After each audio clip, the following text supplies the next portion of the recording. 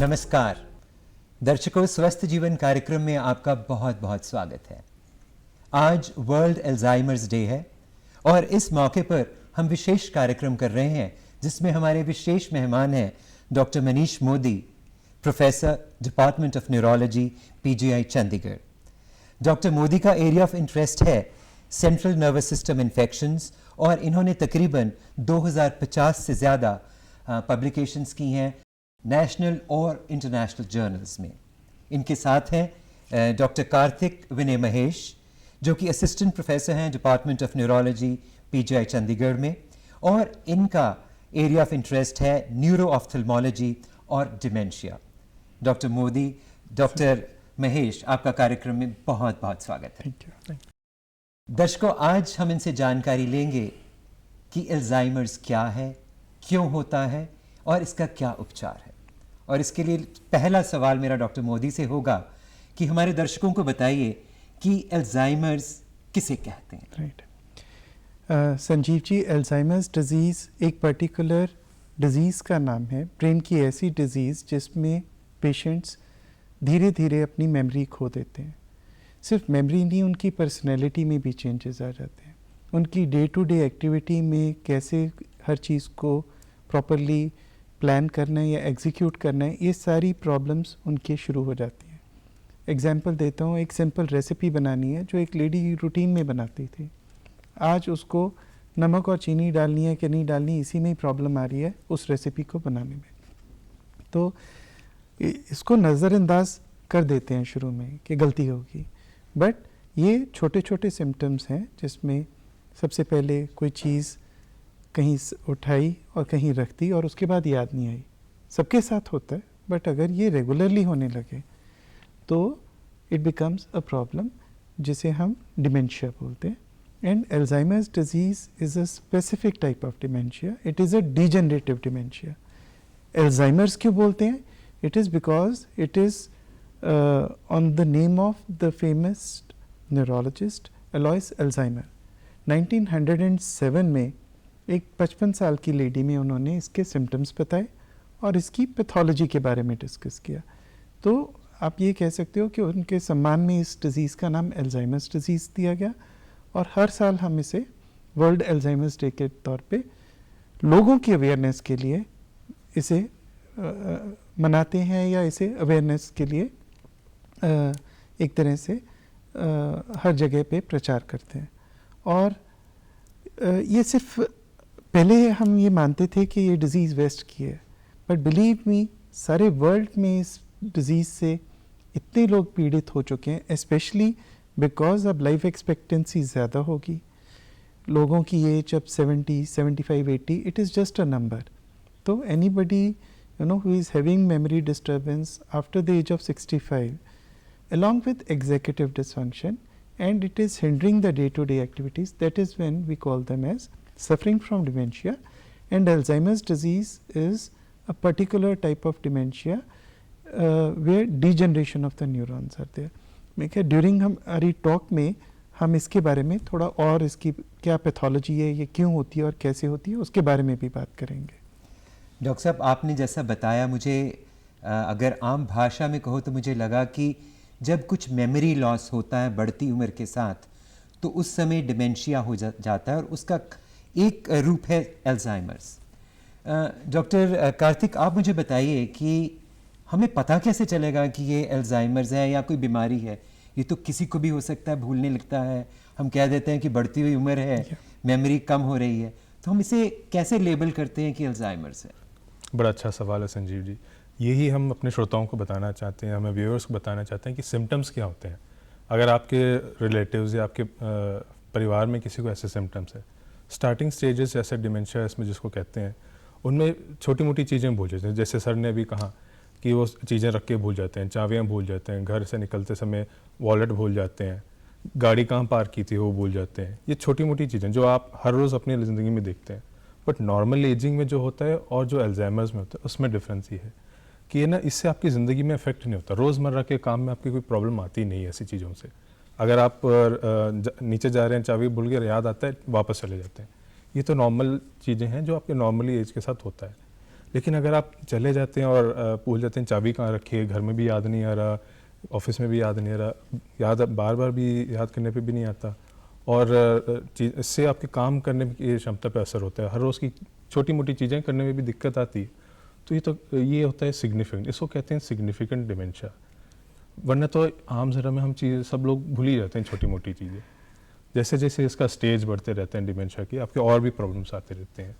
मेरे थोड़े अगले वाले स्टेज में यही अल्जाइमर्स वाले पेशेंट्स घर के रास्ता भी भूल जाते हैं, घर से बाहर निकल के वापस अपने घर तक वापस नहीं जा पाते, गुम हो जाते हैं। और ऐसे स्टेजेस में आप अपने जैसे सेलफोन ऑपरेट करना, टीवी का रिमोट चलाना, जो आम से छोटी सी छोटी जो घर काम करने की चीज़ें वो खो बैठते हैं समझ। और ये धीरे धीरे अपने फैमिली मेम्बर्स जो अपनी नज़दीकी हैं उनके ऊपर डिपेंडेंट होने लग जाते हैं। और जैसे ये स्टेज आगे बढ़ जाता है, लास्ट स्टेज तक जिसमें आता है, जिसमें पेशेंट कम्प्लीटली व्हीलचेयर या बेड रिटर्न स्टेटस इसको कहते हैं, यूरिन और स्टूल का कोई पता नहीं लगता, डायपर बाउंड हो जाते हैं, बिल्कुल मनोभ्रंश वाली स्थिति जिसको कहते हैं, उस वाले स्टेज पे आ जाते हैं। तो हर एक स्टेज के हिसाब से अलग अलग सिम्टम्स आते हैं। हम अपने इस टॉक से ज़रिए ये दिखाना चाहते हैं कि किसी भी स्टेज पे हो हम डायग्नोस करना ज़रूरी है, क्योंकि हर स्टेज पे थोड़ा बहुत इंटरवेंशन या ट्रीटमेंट कर सकते हैं। जितना अर्ली स्टेज पे लेके आते हैं उतना इंटरवेंशन पहले ही करके थोड़ा सा डिले कर सकते हैं। तो और वर्ल्ड अल्जाइमर्स डे का जो इस साल का थीम है, never too early never too late, चाहे जितना मर्जी पहले डायग्नोस कर लो या लेट भी डायग्नोस कर लो, फिर भी हम इसके लिए कुछ ना कुछ कर सकते हैं। ये इस साल का थीम है। आपने बहुत अच्छा कहा, never too early never too late. लेकिन जैसा जैसा आप बता रहे थे मेरे जहन में आ रहा था कि आजकल के ज़माने में हम सभी मल्टीटास्किंग करते हैं, और जब मल्टीटास्किंग करते हैं तो भूलना और मेमोरी लॉस होना स्वाभाविक सी चीज़ है। तो डॉक्टर साहब आप मुझे बताइए कि ऐसी स्वाभाविक स्थिति में हम एक शब्द इस्तेमाल कर देते हैं डिमेंशिया, नॉर्मल बोलचाल में। आप डिमेंशिया में और अल्जाइमर्स में किस तरह डिफरेंस करेंगे? संजीव जी, यहाँ पे ना मैं what we call a word of caution, तो दर्शकों को हम डरा नहीं रहे हैं।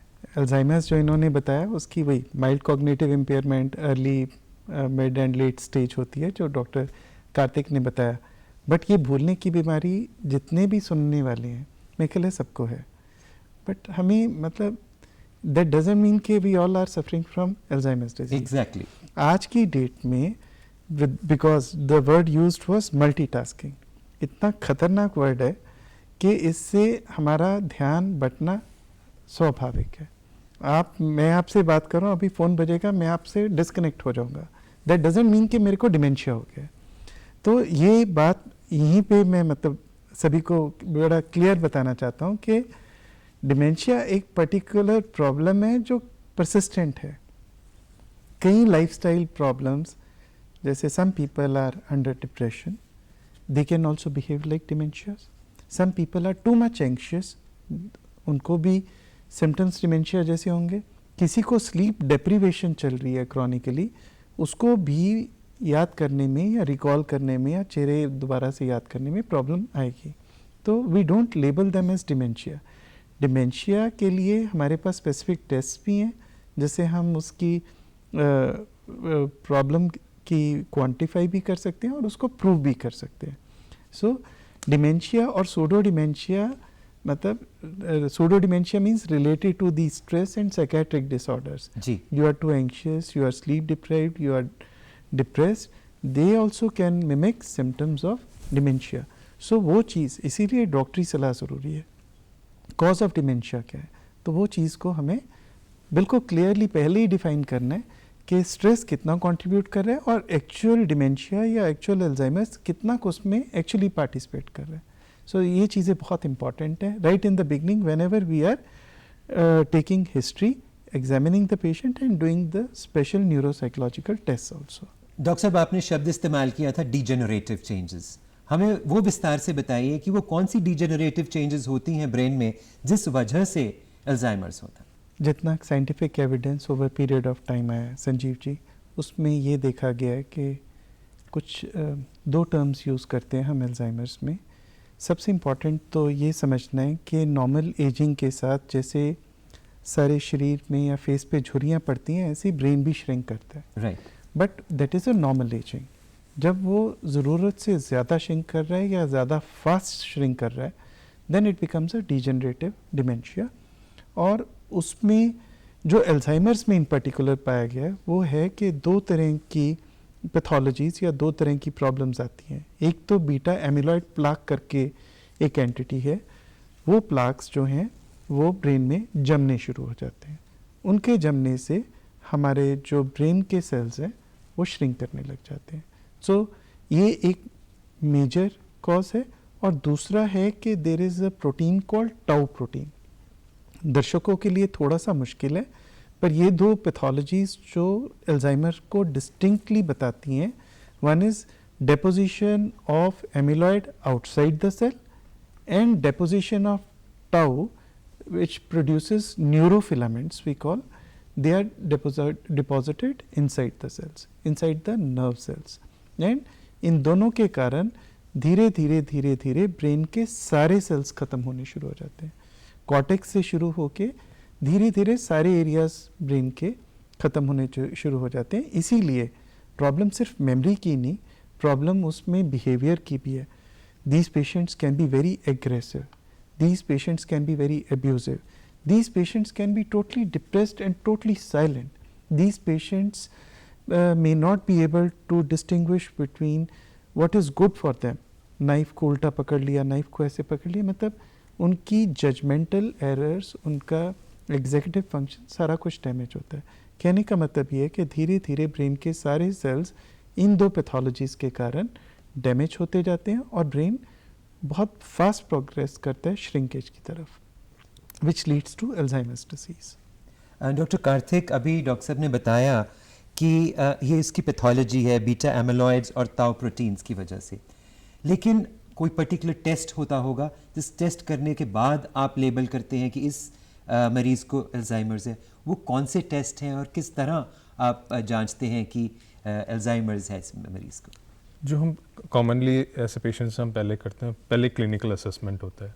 पेशेंट को क्लिनिकली देखते हैं वेदर हिस्ट्री उनकी वैसे बैठती है अल्जाइमर्स की, क्योंकि डिमेंशिया का जो भी पेशेंट आता है, आपके काफ़ी सारे डिमेंशिया के होते हैं, अल्जाइमर्स बस उन्हीं में से है। अगर आपको क्लिनिकली लगता है कि हाँ पेशेंट की हिस्ट्री अल्जाइमर्स जैसी है, तो हम उनके बाकी टेस्ट भी कराते हैं, जैसे एक MRI ब्रेन, बाकी रूटीन के ब्लड टेस्ट, ताकि बाकी बीमारियाँ हों उसके जैसे जो मिमिक करती हैं उनकी, जैसे B12 डेफिशिएंसी, थायराइड की प्रॉब्लम, कोई मेडिसिन या फिर कोई और अदर प्रॉब्लम्स, उसको रूल आउट करके फ्री एक MRI ब्रेन करते हैं। फिर MRI ब्रेन में हम ये देख सकते हैं कि जो स्पेसिफिक एरियाज होते हैं ब्रेन में जो अल्जाइमर्स में एट्रोफीड होते हैं, specially part of temporal and parietal lobe जिनमें इन्वॉल्व होता है, हिप्पोकैम्पस वाला एरिया, वो सारे एट्रोफीड होते हैं। उसमें वॉल्यूमेट्रिक एनालिसिस करते हैं, वॉल्यूम्स चेक करते हैं, ये तो हाई लेवल टेस्ट होते हैं। बाद में आजकल हमारे पास नई टेक्नोलॉजी है पेट स्कैन, जिसमें आप एक्चुअली ब्रेन के फंक्शंस को देख सकते हैं, कितना एक्चुअली वो काम कर रहा है। आजकल उस ये सारी टेक्नोलॉजी के आने की वजह से हमारा जो डायग्नोसिस का एक्सेस है, जो डायग्नोस करने की क्षमता है, काफ़ी इजी हो गई है, हमारे लिए आसान हो जाता है।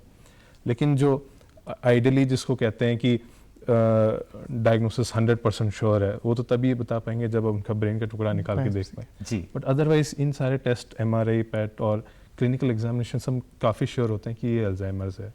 सबसे ज़रूरी चीज़ है कि बिफोर आप कह दें कि पेशेंट को अल्जाइमर्स है, बाकी टेस्ट करवा के कंफर्म कर लेते हैं कोई और बीमारी तो नहीं। जैसे सर ने कहा कि B12 डेफिशिएंसी हो गई या हाइपोथायराइड, थायराइड की प्रॉब्लम हो गई या फिर कोई एक्स्ट्रा मेडिसिन ज़्यादा लेने, सूडो डिमेंशियास, ये सारी टेस्ट रूल आउट करके ही हम आगे बढ़ते हैं। तो हमारे आजकल के जो टेस्ट हैं आजकल बड़े फुल प्रूफ टेस्ट आने लगे हैं। हमारे पास लेटेस्ट जो बायोमार्कर्स हैं, जो हम CSF ब्रेन के जो फ्लूइड से भी टेस्ट करवा के वो भी देख सकते हैं उसमें। बट मेजॉरिटी में हम नॉन इन्वेजिव टेस्ट करते हैं जिनमें बस MRI और पेट स्कैन, उससे ही काफ़ी। इसका मतलब बाकी सब कुछ हम रूल आउट जब कर देते हैं तब हम एक कंक्लूजन पे पहुंचते हैं कि yes this patient is Alzheimer's patient. क्योंकि एक बार आपने बोल दिया कि अल्जाइमर्स है, आप कह रहे हैं कि न्यूरोडिजेनरेटिव, आगे बढ़ती जाएगी, पेशेंट को आप सारे टेस्ट करवा के ही बोल पाएंगे। डॉक्टर मोदी, एक बड़ी अम्ब्रेला है डिमेंशिया। अब हम ये बताइए कि डिमेंशिया किस तरह के होते हैं और फिर हम अल्जाइमर्स पे कहाँ पहुँचते हैं? राइट, ये बहुत इंपॉर्टेंट क्वेश्चन है संजीव जी। डिमेंशिया मतलब मेमोरी लॉस के बहुत कारण हैं, जिसमें अल्जाइमर एक मोस्ट इम्पॉर्टेंट कारण है। जैसे मैंने बताया, world over any patient above 65 is suffering from mild cognitive and as he is advancing in age ये बढ़ रहा है जी। But at the same time we should not forget there are diseases which can cause dementia और memory loss. जी। So वो rule out करना बहुत ज़रूरी है। कई बार मतलब जो हमारे मतलब जितने भी हमारे पेपर्स अगर देखेंगे तो कुछ CNS इन्फेक्शंस ऐसी हैं। पुराने ज़माने में सिफिलिस बहुत कॉमन थी, अब कम है, but once in a while आपको मिल जाता है। और अगर आप उन पेशेंट्स में अगर प्रॉपरली ट्रीटमेंट कर दें तो डिमेंशिया रिवर्सिबल डिमेंशिया है। जी। राइट। इसी तरह से जैसे अभी डॉक्टर कार्तिक ने पॉइंट छेड़ा था B12 डेफिशिएंसी का, अब वेजिटेरियंस में B12 is commonly there and they may accelerate your dementia. So या थायराइड की प्रॉब्लम है, हाइपोथायराइडिज्म है, हाइपोपैराथायराइडिज्म है, तो ये सारे बायोकेमिकल या एंडोक्रिनोलॉजिकल टेस्ट करने ज़रूरी हैं, सिर्फ इसलिए कि ये आपके डिमेंशिया के रिवर्स कर सकते हैं। सिमिलरली जो बहुत इम्पॉर्टेंट है कि हम कुछ मेडिसिन अपने आप से लेते रहते हैं विच इटसेल्फ कैन प्रोड्यूस डिमेंशिया। लोग स्लीपिंग पिल्स लेते रहते हैं विदाउट इवन आस्किंग के नींद नहीं आ रही है। They are also important cause of memory impairment and I won't say dementia but severe memory impairment which should not be ignored. इसके अलावा जो और हम कॉमनली देखते हैं जो इंडियन सेटअप में है और जो अगेन एल से प्रिवेंटेबल है if not curable is vascular dementia. India में जितना अल्जाइमर्स है उतना ही वेस्कुलर डिमेंशिया है। वेस्कुलर डिमेंशिया से हमारा मतलब है कि उसको छोटे मोटे कोई स्ट्रोक्स हुए या उसका BP पेशेंट का कंट्रोल नहीं हुआ, धीरे धीरे उसने ब्रेन की सर्कुलेशन कम करके उसमें डैमेजेस प्रोड्यूस कर दिए and this ultimately leads to dementia. So जब डॉक्टर कार्तिक ने ये सारी बातें की कि हम MRI करते हैं या हम CSF करें ना करें वो हमारी जजमेंटल होती है, पहले तो हम नॉन इन्वेजिव जाते हैं। उसका बेसिक आइडिया यही है कि हम कोई भी ऐसी रिवर्सिबल चीज़ मिस ना कर रहे हों विच कैन कॉज डिमेंशिया। तो न्यूरो इमेजिंग वैसे भी इम्पॉर्टेंट है। There is a disease called subdural haematoma, brain के अंदर थोड़ी बहुत इंटरनल ब्लीडिंग हो जाती है which can produce dulling of brain and it may continue for months and it is totally curable again. इसी तरह से कई बार कोई स्ट्रेटेजिक ब्रेन ट्यूमर्स ऐसे होते हैं जो मेमोरी डिस्टर्बेंस कर सकते हैं। तो कहने का मतलब ये है कि जस्ट क्लिनिकली एक पेशेंट को असेस करके हम उसको अल्जाइमर्स नहीं लेबल करते। एक imaging is I will say mandatory and इसके अलावा कुछ बायोकेमिकल टेस्ट जो हम हर एक पेशेंट में करते हैं। मान लीजिए एक पेशेंट का हमने हीमोग्लोबिन कराया 6, 6.5, 7 ग्राम है, आप उसका हीमोग्लोबिन 10, 11, 12 कर दीजिए, the overall alertness of brain will automatically. So मेरा कहने का मतलब है कि whenever we are dealing with memory disturbance we have to look at the causes which can be reversed before labelling that this patient is suffering from Alzheimer's disease, right? And imaging is the best modality. Doctor साहब, हमने imaging के बाद जब एक patient को label कर दिया कि उसको अल्जाइमर्स है, तो उसके बाद आपका लाइन ऑफ ट्रीटमेंट क्या होता है? जैसे हम कहते हैं कि सबसे पहले ट्रीटमेंट इज प्रिवेंटिव स्ट्रैटेजी, हमने तो प्रिवेंशन पे ज़्यादा फोकस करते हैं। जो हमारे अल्जाइमर्स डिजीज़ के लिए जो मेडिसिन देते हैं, माइल्ड टू मॉडरेट डिजीज़ में हमारे पास काफ़ी सारे ओल्ड मेडिकेशंस आए हैं, एसिटिलकोलिनेस्टेरेज इनहिबिटर्स जिनको कहते हैं। Early stages mild to moderate में उनका बेनिफिट थोड़ा बहुत देखा गया है, लेकिन जो बेस्ट ट्रीटमेंट इनके लिए अवेलेबल है ये इज कॉल्ड कॉग्निटिव रिहैबिलिटेशन। उन पेशेंट्स को रिहैबिलिटेशन करना होता है, क्योंकि जैसे आपका कोई मसल वीक हो जाता है या फिर आप थोड़े से बॉडी वीक वगैरह हो जाती है तो आप एक्सरसाइज करके अपने मसल्स डेवलप कर सकते हैं।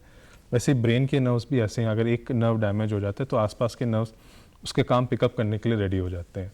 सो अगर आप अपने माइंड को चैलेंज करते रहते हैं, जैसे कोई पजल्स हो गए, माइंड गेम्स हो गए, कुछ सोशली एंगेजिंग काम हो गए, आप लोगों से मिलते हैं, बात करते हैं, और किसी हॉबीज़ जैसे गार्डनिंग हो गया, कुछ टूल्स बनाना हो गया, कुछ कारपेंट्री भी हो गई, या फिर कोई म्यूज़िकल इंस्ट्रूमेंट सीख लें, ऐसी चीज़ें जिससे आपका माइंड एंगेज होता है, वो उससे आपका जो बाकी नर्व्स हैं जो डैमेज नहीं हुए वो आपके फंक्शन दिमाग के टेक ओवर करने लग जाते हैं।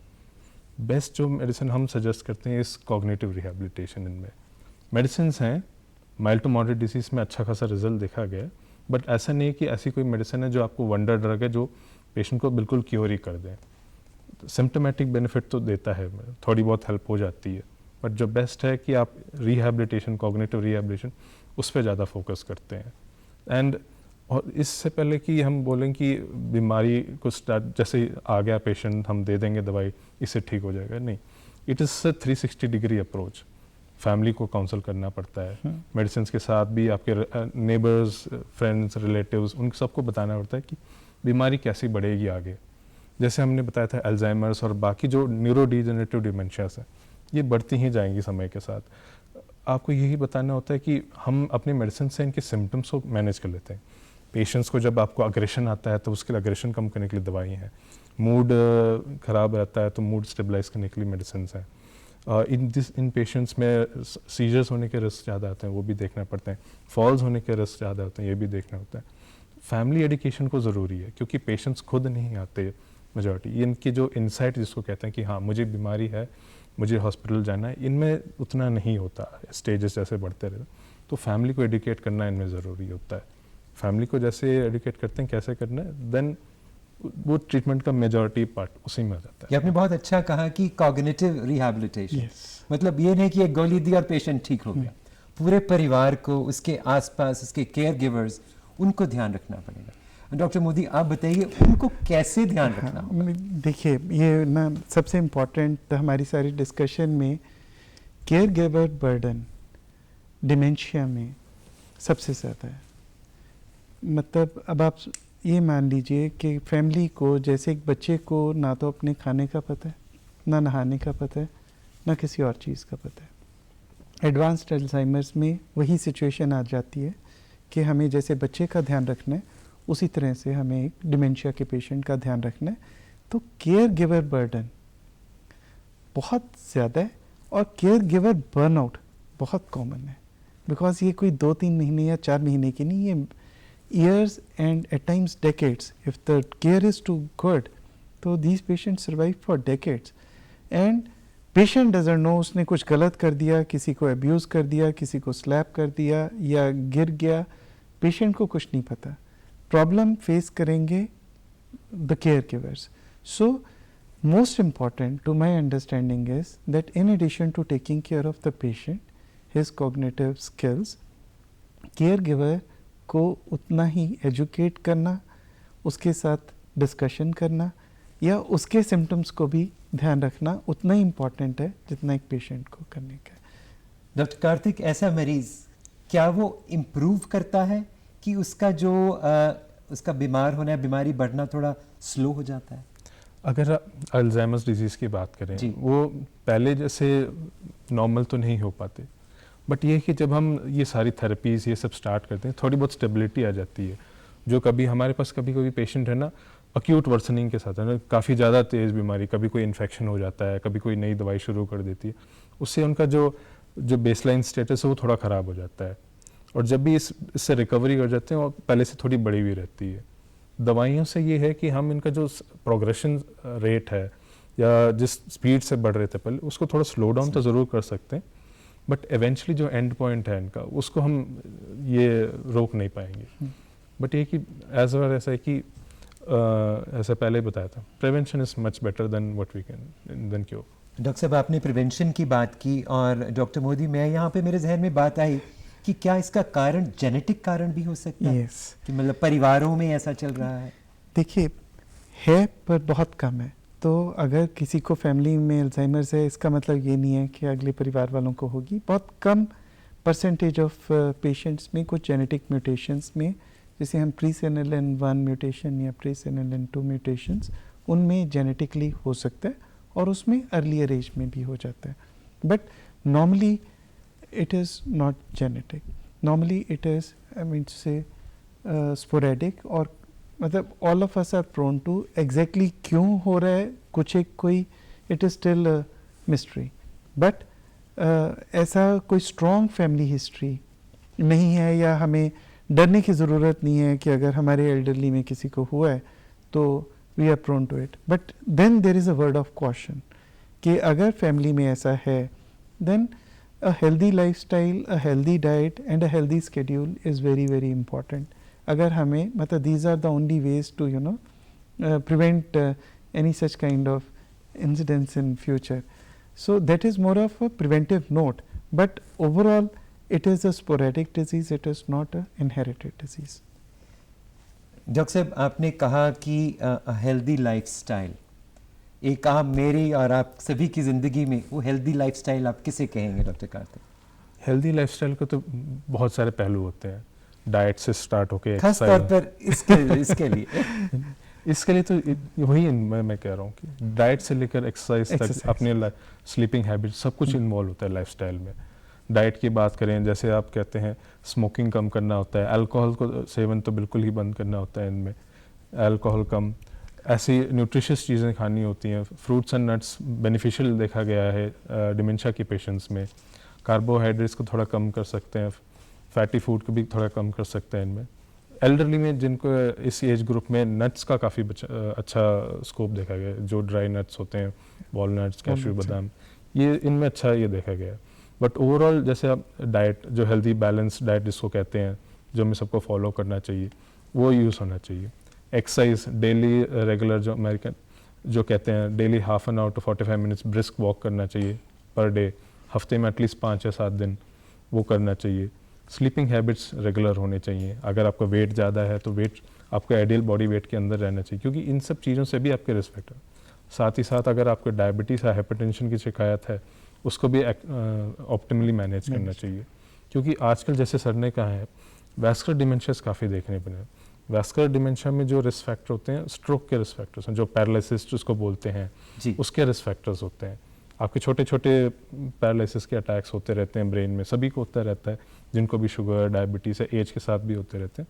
आजकल हम ये देख रहे हैं कि वैस्कुलर के साथ मिक्स्ड डिमेंशिया ज़्यादा रहे हैं। अल्जाइमर्स के पेशेंट को भी वैस्कुलर, ऐसा नहीं कि अल्जाइमर्स के पेशेंट को शुगर या ब्लड प्रेशर नहीं होगा, उनको भी अगर उनको दिक्कत है उनको भी मैनेज करना ज़रूरी है। तो डॉक्टर मोदी, क्योंकि पीजीआई एक रिसर्च इंस्टीट्यूट है और आपने पिछले सालों में देखा होगा, अगर कहिए पिछले डिकेड में, पिछले 10 साल में, क्या नंबर ऑफ केसेस पहले से अब बढ़े हैं कि वैसे ही? नहीं, the number is increasing, age expectancy is increasing, number of cases have drastically increased and they are exponentially increasing.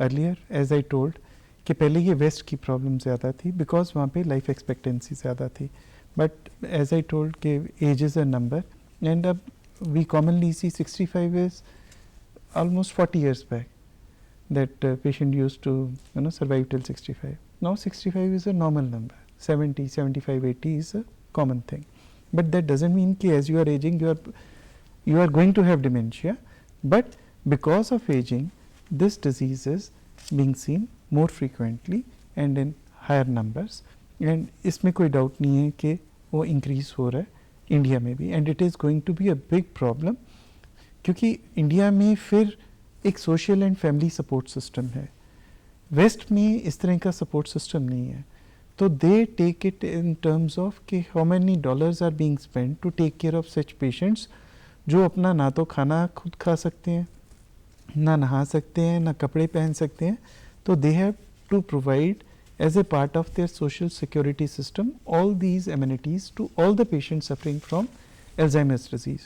So the overall expenses or expenditure on managing this disease in West is in billions of dollars, not millions of dollars. So इसीलिए cutting edge research भी इसीलिए इतनी चल रही है, मतलब जिसे कहते हैं ना breath taking, that is the kind of speed with which the science is trying to stop this disease or reduce the burden of this disease, which Karthik will probably tell more about certain drugs जो अभी US FDA ने बहुत जल्दबाजी में, मतलब just touch and go, they found some good results, they said use it, but it is so costly, it is in crores, you and I cannot just afford it, and the efficacy is also not ऐसा नहीं है कि ये wonder drug है, but मेरा कहने का मतलब है कि इस डिज़ीज़ का इतना बर्डन है कि बहुत सारी मतलब नई रिसर्च भी चल रही है, नई दवाइयाँ भी पाइपलाइन में है.